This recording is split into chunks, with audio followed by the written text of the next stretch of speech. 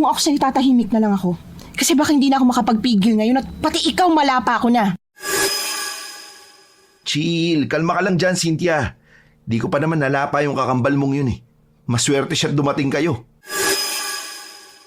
Mas masaya kung mas marami akong lalaki kasi mas maraming pera. Kaya wag mo akong pakikialaman sa buhay ko dahil hindi ko naman pinapakialaman ang buhay mo.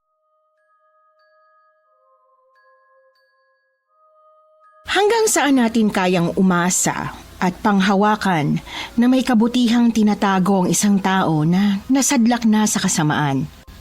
Lalaban ka pa ba? O susuko ka na lang? Ganyan po ang tema ng ating kwento ngayon. Pero bago ang lahat, kung bago ka pa lang dito sa channel, please like, subscribe, and hit the notification bell para updated kayo sa bawat kwentong ilalabas. May bago tayong kwento 2 o 3 beses sa isang linggo. At ngayon, para sa tampok nating kwento.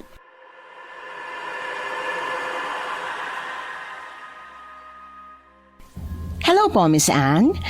Alam ko na maraming hindi naniniwala sa mga aswang. Kaya hindi ako narito para pilitin kayong maniwala sa bagay na ito. Basta ang masasabi ko lang, totoo ang aswang. Totoong nag-e-exist kami sa mundong ito. Ano ba naman yan, Cindy? Namatay na nga't lahat ng itay natin, nakukuha mo pa rin lumandi sa labas. Hoy Cynthia, hinaan mo nga yung boses mo ha, nakakahiya sa mga tao.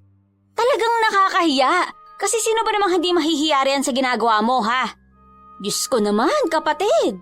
Lamay ito ng itay natin. Tapos ikaw, ginagawa mong bar. Yung totoo, nawawala ka na ba sa katinuan mo, Cindy? Tumahimik ka nga dyan, ang ingay-ingay mo. Naririndi na ako sa bunganga mo eh. Hindi naman ako magbubunga nga ng ganito kung aayusin mo yung kilos mo.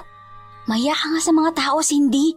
Ilang gabi na silang nagpupuyat para magbantay sa lamay ni tatay. Tapos ikaw riyan, wala ka na ibang inaatupa kundi magpa-cute sa mga bisita nating lalaki.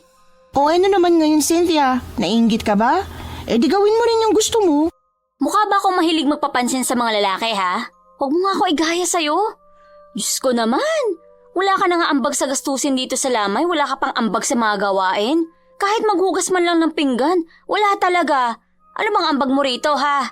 Ganda, Cynthia. Ganda ang ambag ko. Pasensya ka na. Nababaliw ka na bang babae ka? Oo, mababaliw talaga ako kung wala akong mahihita sa mga lalaki ngayong gabi na to. Kasi ang ingay-ingay mo dyan eh. Alam mo, mabuti pa, itiko mo na yung bibig mo at magtatrabaho na ako, kapatid. Wow, trabaho? Anong trabaho? Ang landi niya mga mukhang kabayo at kalabaw na lalaking makikita mo riyan sa tabi-tabi? Sa halip na sagutin ako, ginisihan na lang ako ng kakambal kong si Cindy bago niya ako tinalikuran. Saka siya taas noong lumakad at pinuntahan ng mga lalaking naroon sa labas ng bahay namin. Mga sugarol na pumupunta lang doon hindi para magbantay sa lamay, kundi para magsugal. Siya nga pala, bago ko makalimutan, ipapakilala ko muna ang aking sarili. Ako si Cynthia, 22 anyos. Si Cindy ay kakambal ko pero mas matanda siya sa akin ng ilang minuto. Napapansin niyo naman siguro ang ugali ng kakambal kong yon. Ang sabi ng mga tao, baliktad daw kaming dalawa kahit kambal kami. Ako kasi, sabi nila, mabait naman daw ako pero palaban. Hindi pumapayag na inaapi ng ibang tao. Si Cindy naman, maldita siya at nuknukan sa pagiging malandi. Ewan ko kung kanino niya namana ang ugaling yon. Kasi hindi naman ganon si inay noong nabubuhay pa siya. Medyo matagal na rin palang pumanaw ang